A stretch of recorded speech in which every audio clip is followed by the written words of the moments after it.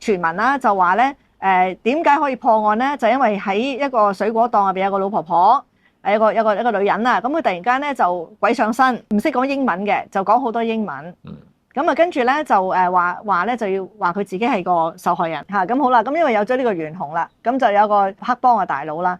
咁佢咧嗰陣時又想洗手不幹啦，就想退隱江湖啦。咁啊見到呢個55萬嘅錢，咁於是咧佢就走去舉報咗呢個彭信義。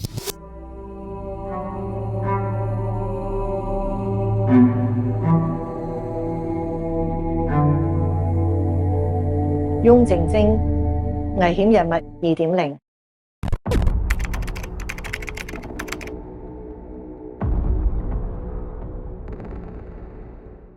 歡迎嚟到危險人物2.0。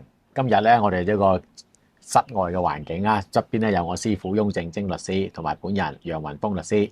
係啊，咁今日咧都係因為咧我哋開英文台啦，咁我哋揾到神探麥基立啦，咁所以咧英文台咧就會有啲比較爆啲嘅一啲關於案件嘅細節嘅，咁但係為咗可以照顧多啲廣東話嘅觀眾咧，所以我哋都會略略咁樣將咧英文台入邊有啲爆料咧就用中文演繹一次。咁但係如果你要去到最有神髓、最精髓嗰啲嘢啦，咁你就都睇埋我哋嘅英文台啦，咁樣。咁好啦，我哋今日要講嘅呢個案件咧，就係發生喺1985年4月20號，係好多香港人都認識嘅一單案件，就叫寶馬山雙屍案啦。呢一單案件咧，其實亦都係講香港史上咧極其殘忍嘅一單嘅，咁亦都係比較罕見嘅，因為咧案中嘅兩位死者都係外籍人士嚟嘅，都係白人嚟嘅，而且個年紀好細，一個係得17歲，一個係得18歲嘅。咁佢哋當時咧都係國際學校嘅學生嚟嘅。呢個案件入邊咧就有一個主要人物啦，當然係有份破案嘅麥基立啦，佢自己本身都係蘇格蘭人啦。咁佢同案中嘅男死者啦 Kenneth McBride 都係一樣係蘇格蘭人。咁因為咁樣嘅關係咧，破案咗之後一段好長嘅時間咧，其實阿麥基立同埋呢個 McBride 嘅 family 咧，即係個爸爸媽媽，佢哋都係有好長一段時間都有交往，做咗朋友咁樣嘅。咁所以咧就後邊嘅嘢咧就我哋會比較知得多少少。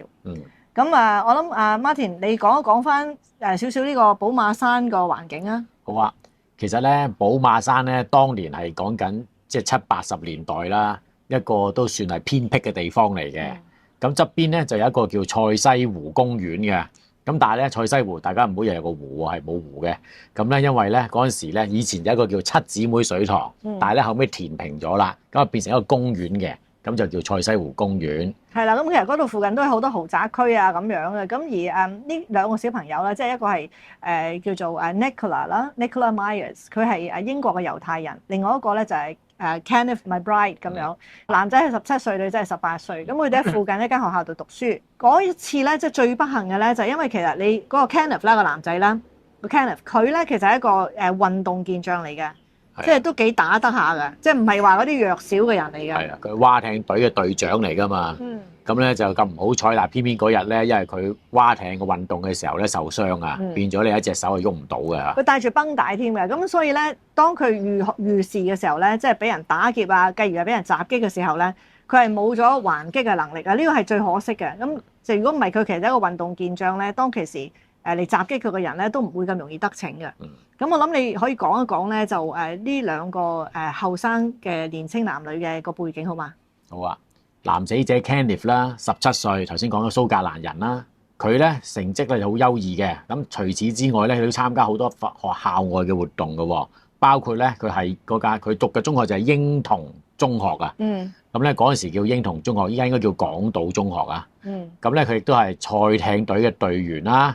亦都曾經代表學校去到日本參賽啊，仲要攞到金牌添喎，即係運動健將嚟㗎。咁平時咧，佢同佢女朋友咧就會寫下歌詞啊，作下詩啊咁樣。咁佢女朋友叫 Nicola 嘅，咁咧就係一個好漂亮嘅女士啦。嗱 Kenneth 讀咩咧？就讀歷史、英文同埋數學嘅。咁咧佢第二日咧就準備成為一個律師啊，或者政治家嘅。咁咧女死者咧就叫 Nicola 啦，佢係英籍嘅猶太人，大1歲18歲。咁咧就亂頭髮金髮啦，去到及肩嘅形容係咁啊，好靚女嘅。咁咧平時咧就冇阿 Kenneth 參加咁多校外嘅活動，咁咧但係咧就對呢個語言咧就有濃厚興趣啦。咁咧佢係學法文啦，仲有學意大利文喎。甚至咧對經濟學亦都好有研究。第二日佢嘅夢想做咩咧？就係做一個翻譯家，希望喺聯合國裏邊工作嘅。好啦，咁嗰日案發當日咧，咁其實佢兩個就喺嗰度讀書啦、温習啦。本來嗰日咧，如果阿 Kenneth 係冇受傷嘅咧，佢應該係蛙艇練習嘅。咁但係因為佢傷咗，咁就一齊去讀書啦。咁好啦，咁佢哋嗰日咧，本來一定翻屋企食飯嘅，嗰兩個細蚊仔一定翻屋企食飯嘅。但係到夜晚11點鐘，屋企人仲未見到佢哋翻嚟。咁嗰陣時已經知道唔掂啦，即係好乖嘅佢哋兩個。咁於是爸爸媽媽咧嗰陣時就已經知道佢哋喺嗰度讀書，有山上面嗰個公園嗰度讀書，就已經係揾㗎啦。咁但係就揾唔到，揾唔到咧。佢哋當時咧，即係嗱咁樣講翻轉頭，如果佢當時報警咧，其實就會爭取多啲時間啦。但係亦都有你知道香港嘅規定啦，即係你細路哥出咗去兩個男女朋友，咁佢就算係報警，佢都唔會即刻幫你處理啦。即係呢個都係問題。咁於是佢哋就唯有等啦。咁啊等到第日嘅清晨，即係嗰晚11點揾唔到，清晨。咁佢哋就上去山度揾，喺嗰陣時咧就已經揾到咧佢個即係有啲功課本啊，有啲書本啊，有時有啲法文啊。你知個女仔頭先讀法文噶嘛 Nicola 嚇，就揾到一啲搣爛咗嗰啲嘅書籍啊、啲功課本啊嗰啲咁嘅嘢。咁嗰陣時咧就唔掂啦，知道一定有嘢發生啦，就即刻報警啦。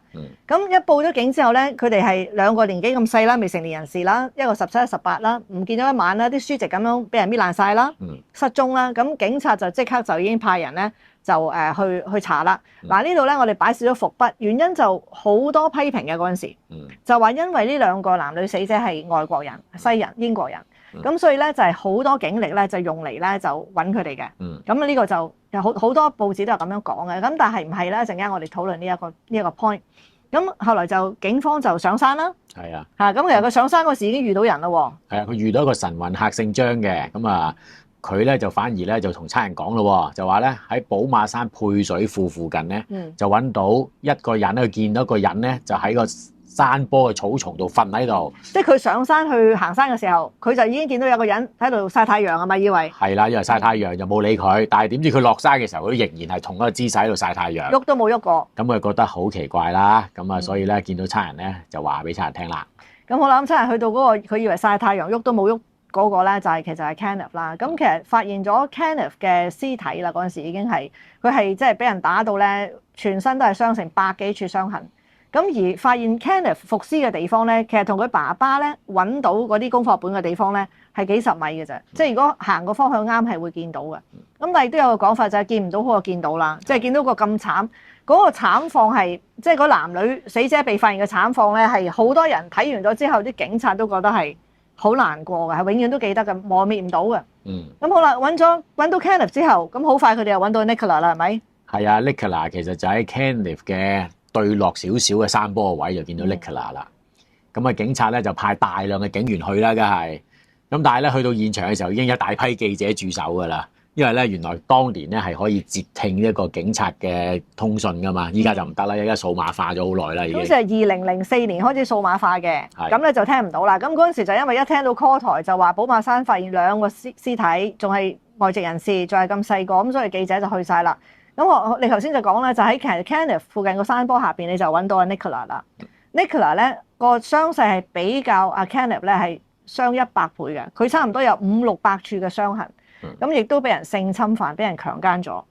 咁強姦咗之後，仲不特止，佢個下體仲俾人哋塞入咗玻璃樽啦，仲塞入咗木棍啦，咁多嘅嘢嘅。咁啊眼咧都俾人哋咧打到成隻眼球都跌咗出嚟嘅，係左邊眼球係嘛？係，即係打到咁樣，個下顎啊全部打碎晒嘅，個成個下巴碎晒。而最可憐嘅係乜嘢咧？其實佢死嗰個地點咧並唔係揾到屍體個地點嚟嘅。佢其實當時俾人哋襲擊完咗之後咧，嗰啲兇徒以為佢死咗。但係咧，佢其實未斷氣嘅，佢一路係爬咗一段路，係想揾人救佢嘅，但係佢嗌唔到出聲嘅。即係佢下顎碎咗嘛。係啦，嗌唔到出聲。就算佢哋去側邊揾到啲書本嗰陣時，有人喺隔離，佢都嗌唔到出聲，而係咁樣失救一晚死嘅。咁所以就係好慘好慘嘅嗰個情況。講到傷勢咧，法醫官嘅驗屍報告咧證實 Kenneth 咧係死於頸部受壓窒息嘅，咁咧下體咧曾經受到重擊喎。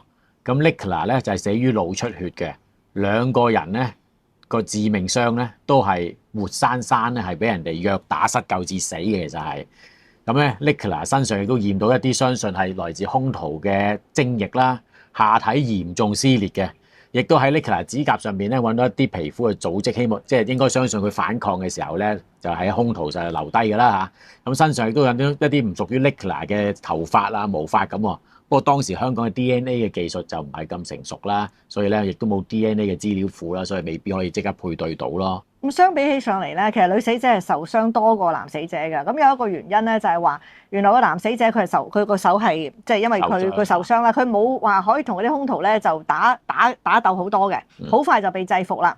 咁而咧估計咧就當時咧就有啲人嚟襲擊佢哋啦，咁個男仔咧就頂住，就係同嗰啲人糾纏，就等個女仔走啊，等個女仔逃跑啊。咁第一就因為個女仔逃跑，第二因為個女仔係有能力去反抗，而佢亦都極力反抗，所以咧佢遭受到嘅嗰個殘害咧係超過個男仔嘅，即係咁講個女仔有差唔多500-600處嘅傷痕，係啊，男仔係100處。喺呢度，如果佢講下法醫官嘅報告咧，阿 Kenneth 咧死嘅時間係早過 Nicola 幾個鐘嘅。係啦，咁應該估計咧就係個男仔係睇住佢個女仔個女朋友俾人哋強姦、俾人哋虐打嚇，咁然咧就最後咧呢個女仔亦都睇住佢自己嘅男朋友俾人打死嘅。係，即係嗰個可怕程度就係喺呢一個整件事成個折磨過程咧，其實有差唔多4個鐘頭嘅，佢哋估計推斷係有4個鐘頭咁長嘅。咁即係話呢段咁長嘅時間入邊，有2個相愛、真心相愛嘅小情侶，睇到對方受虐，俾人哋強姦，亦都睇到打死。咁嗰個過程係點樣？我哋一陣間咧到捉到兇手嘅之後，我哋講一講。咁當時咧 O 記咧，我哋即係叫做有組織及嚴重罪案調查科啊，成立咗冇幾耐嘅啫，2年，2年嘅啫。咁咧即刻出動咧，就日以繼夜全力緝兇啊！指模部啊、科學鑑證服部啊、化驗師啊、法醫官啊，同埋皇家輔助空軍直升機都出動嘅。咁啊，所有資源全力配合咧，係去嗰度傾巢而出咧，係去搜索當時嗰個寶馬山嘅地方嘅，希望揾到蛛絲馬跡。就算一個 Nicola 嘅胸圍扣啊，五方山嘢你都俾佢揾到出嚟。咁所以如果你睇啲圖片咧，你會好深刻印象咧，就係有好多警員係一致咁樣排開嘅。咁應該係600幾個警員係一步一步地氈式咁去守個山啊。咁亦都係因為呢個陣容咁大咧，嗰陣時係有好多人話：咦，如果係中國人，會唔會即係有咁大嘅陣仗啊，去揾你啊咁樣，即係話幫你揾嘢啊咁樣。咁呢個我哋又等後話講啦。咁好啦，咁啊咁多人力物力啦，咁佢哋亦都後來就係想揾啲行山人士啦。因為想睇有冇人見過呢啲匪徒通過啊，見唔見到啲咩異樣啊？咁嗱嗰陣時有好多外籍人士咧行山嘅，佢哋都好想幫手嘅。佢哋點樣做咧？嗰陣時有個叫楊志濤嘅，係催眠師嚟嘅係嘛？係，其實佢又係警察嚟㗎。曾經係警察係啊。跟住咧佢就醉心催眠啦，亦都係學咗好多催眠嘅技術啦，叫做咁啊翻咗嚟咧香港咧就幫手呢單案件，揾翻當時行山嘅人咧，令到佢哋進入催眠狀態，講翻當日見到嘅所有嘢。咁其實原來催眠狀態下邊咧都好有幫助，佢可以記得翻晒咧當時見過啲咩人啊，甚至乎有人係見過嗰個死者㗎，見過 Kenneth， 仲記得佢嗰對鞋上面冇綁鞋帶，係一對 Nike 鞋，仲可以咁樣記得嘅。咁所以咧就從咁樣咧，但係呢個叫做催眠師嘅證供咧就唔可以就咁樣上庭嘅，因為咧法律上咧就會覺得催眠嘅時候咧有好多提示啊，即係佢會引導你去諗一啲嘢或者去睇一啲嘢，咁所以因為有引導性咧。咁所以咧就唔可以直接攞嚟做證據嘅。咁但係調查案件係有用啦，係咪？係啊，因為佢講得出對 Nike 鞋係咪？係啊。咁好啦，咁啊嗱，楊志濤呢度咧又要講一講啦。咁因為後期咧，即係我哋會喺坊間睇到好多傳聞啦，就話咧點解可以破案咧？就因為喺一個水果檔入邊有個老婆婆，一個女人啊，咁佢突然間咧就鬼上身，唔識講英文嘅，就講好多英文。咁啊，跟住咧就話咧就要話佢自己係個受害人，講翻晒當時點樣俾人虐打啊嘅情節啊，佢點樣有咩人喺現場啊，佢哋就咩點樣走啊，咁都有講嘅。係啦，咁後來就仲話咧就揾埋阿楊志濤先生咧，就去即係現場睇佢講嘢可唔可信啊，咁各樣嘅嘢啦。咁嗱呢一個講法咧，咁我哋訪問咗阿麥基立。探完麥基立之後咧，佢咧就話佢唔認同呢個事有發生過嘅。係咁佢究竟點樣講嘅咧？咁我諗你哋自己要睇英文台啦。咁佢就話情況就唔係咁樣嘅。咁佢講翻呢個破案咧，咁就冇咁離奇嘅。咁啊，亦都有一個講法咧，就係話點解會揾到嗰個兇徒啦？即係頭先嗰講就係鬼上身啦。咁就嗰個婆婆有辦法可以講到話嗰個兇徒而家喺咩位置，你去嗰度拉佢啦。咁警察去到嗰個位就揾到佢，就拉到佢啦。就呢個一個講法。另外一個講法就話有人坐船就聽到有人喺度就吹噓自己點樣犯案。吹噓自己咧就話前嗰排就打死咗個鬼仔，甚至乎咧攞埋佢對波鞋着。你睇下我依家着緊嗰對就係佢對波鞋啦，幾醒咁樣。咁跟住就跟蹤佢，然之後咧就報警，差人就去個監嗰度拉咗佢啦。係啦，就咁樣講啦。咁好啦，咁但係根據麥基納嘅講法咧，其實就冇咁離奇曲折嘅。其實咧就有一個叫做福兒興嘅黑社會係嘛，黑社會組織咁樣。係咁嗱，點解會有黑社會組織幫到忙咧？個原因就係話呢個死者嘅家屬要講懸紅啦，咁就要。死者嘅家屬同埋警察，佢哋懸紅。警察咧就懸紅咗5萬，家屬咧就加碼，一加多50萬添，就總共係55萬。當年黃埔嘅單位都係28萬啫，即係話咧其實係買到2個黃埔單位嘅。黃埔花園係嘛？黃埔花園啊。咁好啦，咁因為有咗呢個懸紅啦，咁就有個大佬啦，咁就係呢個黑社會嘅黑幫嘅大佬啦。咁佢咧嗰陣時又想洗手不幹啦，就想退隱江湖啦。咁啊見到呢個55萬嘅錢，咁於是咧佢就走去舉報咗呢個彭信義，即係有個人，佢話嗱，我俾個名你啦，係咪真係有55萬啊？係啊，咁樣，咁佢就話我俾個名你，你自己去揾啦。咁就俾咗呢個名叫做彭信義嘅。咁但係因為咧好多黑幫上面嘅規矩啊、道理啊嗰啲嘢咧，佢就唔想自己係督咗嗰個人出嚟，就俾人知道嘅。咁所以嗱呢啲咧就係話麥基諾話俾我哋聽啦。咁好啦，咁就將呢個彭信義個名講咗出嚟之後，咁啊開始有好大嘅突破啦。咁咧，彭信義咧，其實佢唔係咩黑道大哥喎，佢只不過係得25歲啊，而佢住嘅地方正正就喺寶馬山附近嘅彩石場一個寮屋啊，叫做芽菜坑村啊。嗱呢個彭信義咧，其實整件案入邊最壞嗰個人嚟嘅，呢個係最壞嘅。成件嘢咧都係佢去威逼利誘咁樣去叫其他人去做啊，去推動啲人。但係當然唔係話其他人冇責任，但係呢個係一個壞到不得了嘅人嚟㗎。一陣間到尾嘅時候，你知道佢除咗呢單案件，佢仲有另外一單嘅。不過呢單冇告佢咁解嘅，即係一個壞到透嘅呢個人。咁好啦，佢咧就專門咧就係揾晒嗰啲冇爸爸媽媽愛錫啊，又或者嗰啲遊離浪蕩嘅人啊，咁佢就去組織呢啲人咧就係跟佢啦，佢就做佢哋嘅大佬啦。咁呢個彭信義都冇乜道義嘅，咁佢即刻就已經講咗同佢同案嗰啲人出嚟啦，佢供咗4個人出嚟，全單案就5個人啊嘛，佢已經供晒出嚟啦，即係已經啊。咁啊包括咧就邊個咧就譚士歡啦，一個姓趙嘅。趙乜嘢？趙偉文，咁就做酒樓侍應嘅，譚士歡就做保安員。咁啊，跟住仲有2個年青人啦。張有恒咧就應該係16歲多幾個月嘅。咁即係話咧2個係有少少嘅年齡距離。一陣間你會睇到審判啊，或者到做污點證人咧，佢哋係揀咗個細啲嘅，揀咗尹生龍嘅。咁就所以咧判刑亦都係輕咗啲嘅。咁好啦，咁就將呢4個同佢一齊犯案嘅人咧就供咗出嚟啦。咁咧就警方啊當然去即刻去拉啦。咁其實當時好多警察出去拉，亦都拉咗好多人。啱啱嗰陣時我記得係拉咗17個嘅係嘛？係開頭17個，但係後尾咧最後係確定係呢5個啦，仲要將呢5個係分開唔同嘅警署添，費事佢哋有任何接觸到嘅機會啊嚇。係啊，咁好啦，咁但係你捉咗佢哋之後咧，就呢幾個人咧，其實當時都大家互相推卸啊，好狡猾啊，有啲人唔講嘢啊咁樣。咁到最拉尾嘅時候咧，麥基立咧就揀定咗一個最細嘅，因為個最細嘅最容易講晒啲嘢出嚟啊嘛，係最容易即係動搖啊，係咪咁講啊？咁於是咧，佢哋就揾咗呢個尹三龍，就揀咗佢出嚟做污點證人啦。咁而呢個尹三龍咧，當時咧佢未成年噶嘛，所以咧就揾咗個家姐陪佢嘅。佢家姐個人都好好嘅，家姐話：如果你冇做嘅，你就咩都唔好認；你有做嘅，你就坦白講。咁結果尹三龍就將所有嘅嘢原原本本就講晒出嚟啦。尹三龍咧，佢家庭咧都係來自破碎家庭，都冇乜父母錫佢噶啦。咁佢自細咧就喺一個寄宿學校嗰度，條件靚嘅寄宿學校嗰度住啊，同埋讀書嘅。喺嗰度咧，佢就識咗張有恒嘅。咁張有恒咧喺2歲嘅時候父母離異嘅，就祖母照顧嘅啫。後尾咧亦都冇心機照顧，送咗佢去孤兒院，就所以識咗啊。後尾又再去寄宿學校添，咁就識咗尹三龍啦。咁佢2個好似背景嘅一齊咧，咁自然咧就成為咗沙煲兄弟啦。不過咧，2個都同樣咧係無心向學同埋反叛嘅。根據記錄咧，就係尹三龍咧仲更加曳嘅係啊，張有恒有陣時都聽下老師講，尹三龍直頭乜都唔聽添啊。咁好啦，咁咪到捉咗即係捉晒佢哋啦。咁啊，尹三龍就肯講啦。咁基本上咧，佢哋就將成件案情咧就已經係講晒出嚟噶啦。咁講法咧就係話呢班細蚊仔咧，其實好平時做啲咩嘅咧，就係幫人開下車門啊。收下啲 tips 啊咁樣，咁亦都咧有另外一個咧就係佢哋偷嘢嘅。佢哋偷乜嘢咧？佢哋就會去嗰啲政府嗰啲電站啊，嗰度咧就偷銅線啊。咁佢偷咗啲銅線出嚟賣嘅。咁本來咧嗰日啊，姓彭嗰個咧，彭信義就叫咗佢哋咧就走去偷銅線嘅。佢住喺嗰度附近噶嘛。咁你點知去到嘅時候咧，嗰個電站咧就落咗鎖。咁啊入唔到去偷。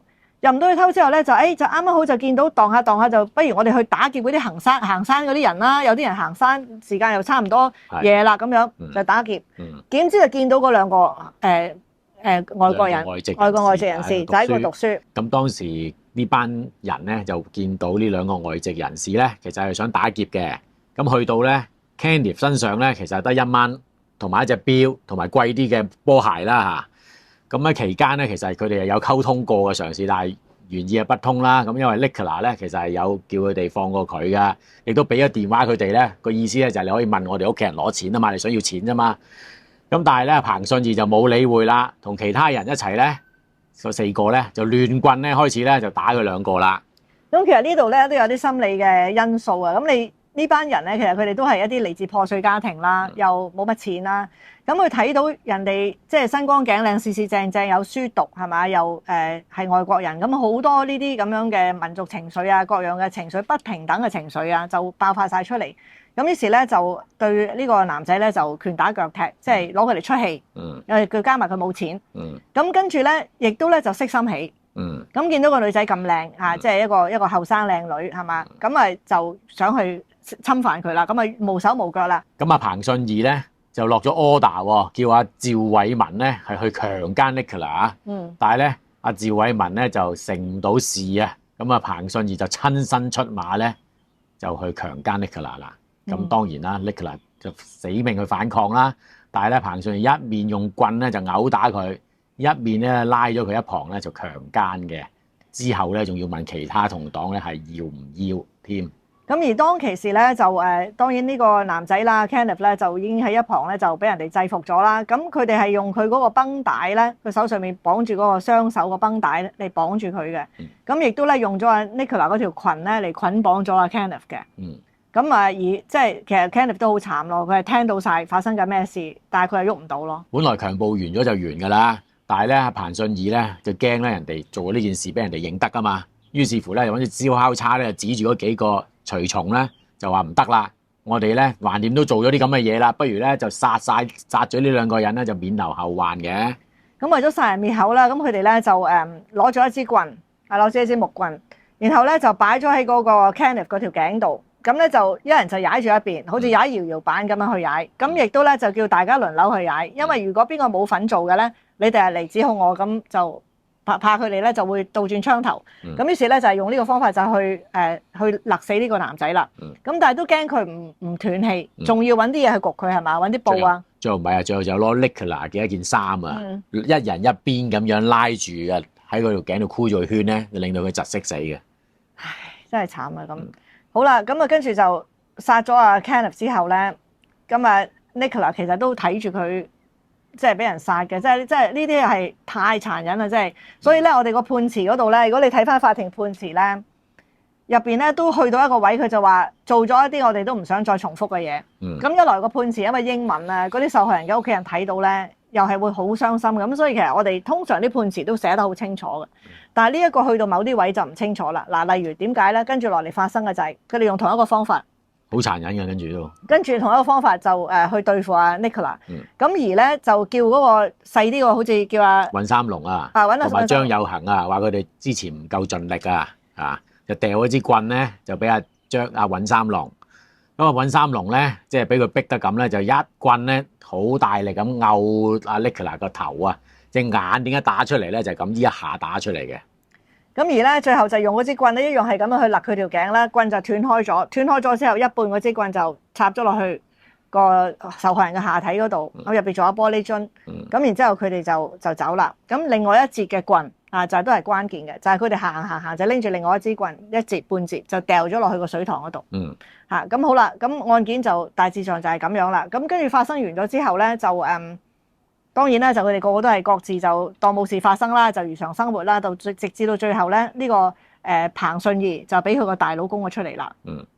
咁我哋又可以講下警方揾到嘅證物啦。頭先講緊嗰支棍咧，其實都係麥基納去揾到嘅，因為當時咧其實 PTU 未嚟到之前咧，麥基納同佢啲伙計咧就已經行個山周圍行啦。咁啊見到咧喺一個溪流度咧有一支棍咧，特別啲泥嘅黐住嘅顏色咧，同個環境係唔配合嘅，佢已經覺得好可疑嘅啦。咁啊攞支棍嚟睇咧，後尾去化驗咧，真係見到咧嗰啲棍裏邊係有血嘅一啲 DNA 喺度啊。同埋嗰支棍同埋佢哋喺個死者身上發現嗰支棍駁埋係駁得到嘅2米長咁樣嘅。咁啊呢件案件入邊就有牽涉好多鑑證嘅嘢啦，咁亦都有現場嘅案件重組啦，咁結果咧就當然係上法庭啦、審訊啦，咁但係其實有啲嘢發生咧就比較特別嘅，就原因就係話原來咧案發係7月啦，但係同一年嘅3個月之前、3、4個月之前，咁喺九龍區咧係發生過一單類似嘅強姦案，都係一班人去強姦咗一個14歲嘅細蚊女嘅，5個人又係喺京士柏山，係啦，咁所以咧當其時咧就發生呢件咁嘅事之後咧，佢哋就派咗好多警力去拉嗰個5個人。咁拉到嘅。咁當時咧亦都有啲上級，有麥基納嗰啲即係上級啦，就想咗呢單嘢一定係呢5個做嘅。咁個原因就係話佢真係覺得嗰個上級嘅警員啦，真係覺得係呢幾個人做，因為完全嗰個成件事嗰個 pattern 都係一樣噶嘛。好似啊，係好似噶嘛。咁但係麥基納就唔肯咁樣去就釘係呢幾個啦。即係如果你話咁樣嘅話，你都係拉唔到真兇啊嘛。咁啊麥基納總係覺得唔係嘅。咁好在係咁樣啫。咁呢個就係第一個冇咩人講嘅嘢嚟嘅。咁第二個咧就係呢個案件咧，其實唔係一個單一案件嚟嘅。咁原來咧就係喺呢個寶馬山相思案發生大概2-3個月內嘅事嚟嘅。喺嗰度咧就有一樣係西人嘅女人，喺嗰度俾人強姦咗嘅。係啊，佢喺行山嘅時候俾一個男人啊就強姦咗嘅。不過佢冇報案。佢個老公咧就係一個西人嘅警察嚟嘅，咁佢哋都係即係一個英國女人啦。咁佢個老公就係嗰陣時喺警務處，即係都係一個高級警員嚟嘅，即係西人嘅幫辦嚟嘅。咁佢老婆俾人強姦咗之後，其實當其時咧就冇去報警嘅。咁個原因就係因為都係好羞辱啦，係咪？好多各種嘅原因冇報警。咁後來到呢個寶馬山相思案發生咗之後咧，呢一個太太咧其實好英勇啊，佢都好勇敢啦，即係咁講。佢為咗要揾到個真兇，佢出嚟話我去報警啦，我而家係講翻嗰單嘢出嚟，因為佢覺得呢單嘢同埋佢嗰個強姦佢嘅人咧應該係好相似嘅。所以咧呢個警官嘅太太咧就話點樣都好，點樣辛苦都好，我都要挺身而出啦。咁結果正式落案啦。落案咗之後咧就俾佢認人。咁呢個彭信義咧就係俾佢認出嚟，當其時強姦佢嘅就係嗰個彭信義。佢一眼就認出添啊嘛，係啊，嗰個彭信義個身形係好畸形嘅，個身好長嘅。咁個腳好短嘅，但係係好強壯，好似一隻豺狼咁樣嘅。即係個形容係一隻豺狼咁樣嘅，所以一眼就認出嚟。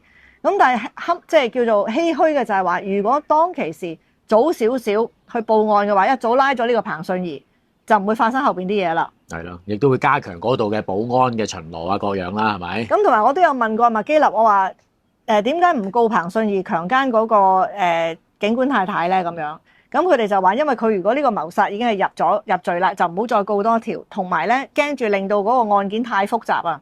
到時咧佢會攞另外嗰個案件啊，又攞呢個案件去打，就話對佢唔公道啊，又話有啲假嘅推斷啊，即係唔好令到咁複雜啦。佢哋就希望真係呢一單謀殺可以入罪啦。已經終身監禁啦嘛。係啊，佢哋就話因為香港冇話2條終身監禁罪噶嘛，你一條就一世噶啦嘛，就係咁樣。咁所以咧就呢一個認到係彭信義呢一點咧，就係阿麥基納親自講俾我哋聽嘅。咁呢個咧就從來都冇人講過嘅。咁就係呢個就係好唏噓嘅呢件事。如果有另外一種處理方法，係咪就可以避免即係呢個2個細佬哥受害咧？咁樣。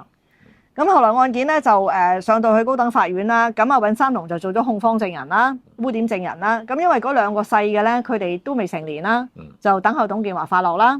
當年係等候英女王發落嘅。係嗰陣時係等候英女王發落嘅。咁後來就一路就冇發落啦，到過咗97啦。咁跟住就變成等候董建華發落啦。咁而尹三龍最後係判得輕啲嘅，坐咗20年監度咧。尹三龍咧就出獄嘅，咁張有恒咧就其後咧喺2009年咧亦都係出獄嘅。咁啊張有恒啊，我哋後來嚟咗我哋律師樓做咗一段時間嘢啦，咁樣咁啊尹三龍後來都去咗一間律師行度做嘢嘅。咁呢2個係細啲，咁後來其實佢哋咧我都有上訴嘅，佢哋嗰陣時想上訴咧就話係 duress，即係佢俾人逼壓迫之下，俾人哋威逼之下，所以去殺人嘅。咁但係咧，當然係完全唔得啦，因為喺我哋個法律嚟講係冇 duress 可以去殺人嘅，其實係啊，即係我哋香港嘅法律咧，英國法律咧就冇得話你俾人威逼殺人嘅。最簡單嘅講法就話，如果你喺一個懸崖上面吊住，你咧就喺上邊，有個人喺下邊，你明知呢條繩淨係可以載一個人嘅力，一個人嘅重量嘅啫。你為咗自己唔使死，你剪咗下邊嗰個。嗱，理論上咁係有理由啊，即係好過兩個一齊死啊嘛。你唔剪就兩個死，你剪咗佢你就唔使死。但係如果你去咁樣做，都係一樣，你係犯罪嘅。即係你唔可以話俾個環境威逼啊，又或者俾人哋指住你條頸要你去殺人啊，都係冇法律上冇嘅。咁所以咧就上訴唔成功嘅。咁所以咧就呢個就係張有恒同埋尹三龍兩個後生啲嘅。係。咁而咧嗰3個大嘅咧就終身監禁啦。咁要講一講就係譚士寬。譚士寬2009年咧都唔喺監獄噶啦，佢嗰陣時係提早假釋嘅。點解咧？因為佢患咗末期腸癌。佢2009年喺靈實醫院咧就過咗身，係死咗嘅咁樣。咁啊而家剩翻咧就應該係彭信義同埋嗰個姓趙偉文。趙偉文喺入邊啦。咁佢哋呢啲孭2條人命嘅咧，咁啊應該都我睇佢機會都放就好渺茫啦。咁我哋都希望係咁樣，尤其是呢個彭信義係咪？佢做咁多壞嘢，佢哋呢班人都好多案底嘅，唔係話冇案底嘅，都係做好多嗰啲偷呃拐騙啊，即係搶劫啊、偷嘢啊，呢啲都係好多案底嘅。咁而呢個彭信義係一個極度邪惡嘅人嚟嘅。嗰陣時我記得入去監獄嘅時候咧，嗰啲少年犯啊，見到佢遠遠咁見到佢都驚到會震嘅，嗰個生理上係震嘅，見到佢。即係佢裏邊都好惡咯喎。係啊，佢哋對係好邪惡、好邪惡㗎。嗰個人係無論佢即係佢，淨係你阿麥基立話咧，我第一眼見到佢，我已經知係佢啦。咁麥基立嘅講法同埋佢破案嗰啲嘢咧，就我諗你哋留翻你英文台，即係無論我哋講得幾傳神都好。你都唔會夠嗰個真係破案嗰個人，佢講翻俾你聽當時個情況嘅。咁所以咧，我哋就略略咁樣將嗰啲中間嘅精華片段咧，就我哋講一次俾你聽。但係如果你要聽到真係好仔細嘅，每一樣嘢抽絲剝繭嘅，咁我希望你都支持下我哋英文台嘅節目。由破案嘅嗰個神探講翻喎，係啊，我諗都絕無僅有㗎啦。即係我發現原來有啲探長講翻咧，即係破案嘅人講翻係好聽好多啊。其實呢個案件咧，華籍嘅警員咧都有好幾個咧係講過破案嘅，咁但係西人啊好似未有見到嚇，冇啦應該咁係啦，講埋西人啦，就後來咧因為阿麥基立同嗰個男死者嘅爸爸好熟啦，咁我就追問佢啦，話究竟有冇嗰封信㗎？因為有個傳聞就係話嗰個死者嘅父母啦，即係男死者、女死者，佢哋都做咗啲基金啊，去幫嗰啲暴力嘅受害人啦。咁亦都佢哋係虔誠嘅教徒啦，咁啊話寫一封信去幫佢哋求情，就話原諒咗嗰兩個細路嘅，即係嗰兩個細啲個犯嘅。咁實情係點樣咧？實情其實封信係咪原諒咗尹三龍啊？定係冇原諒，兩個都冇原諒啊？即係我聽見咧，即係阿麥基立講法咧，就係淨係原諒咗尹三龍，淨係原諒咗佢，就話佢係有真誠悔過嘅嗰個人，因為佢做咗控方證人啊嘛，尹三龍。咁同埋第一係咁，第二咧就喺個警察局入邊咧，第一手接觸佢哋嗰啲人咧，佢哋嗰個感覺就話最有悔意嘅、真誠認錯、真係覺得對唔住嗰個就係尹三龍一個啫。即係佢哋當其時呢班辦案嘅探員嗰個感覺係咁樣。咁而整體個感覺都係有尹三龍係真誠認錯好多嘅。咁所以咧就話嗰封信咧，淨係原諒阿尹三龍嘅啫。另外嗰啲講法就話希望佢哋活得越長越好，最好就永遠都唔好出嚟，繼續喺入邊坐監，永遠反省自己做錯嘅嘢咁樣。好似係咁樣嘅。嗰封信當時係寫俾董建華嘅，因為佢哋去等候董建華發落，想攞個確定刑期啊嘛，就係咁樣。咁而好似阿 Kenneth 個爸爸過咗身㗎啦，已經過咗身㗎啦。咁阿麥基立就同佢哋就因為大家都蘇格蘭人啦，咁就做咗朋友咁樣嘅。咁頭先你咪話報紙咧，成日都話警方咧偏袒一啲外籍人士，所以先咁肉緊查呢單案嘅。係啊，咁嗰陣時好多講法就話種族歧視啦。如果係中國人，你就唔會咁多人手去救人啦，去揾人啊，或者係揾證據啦咁樣。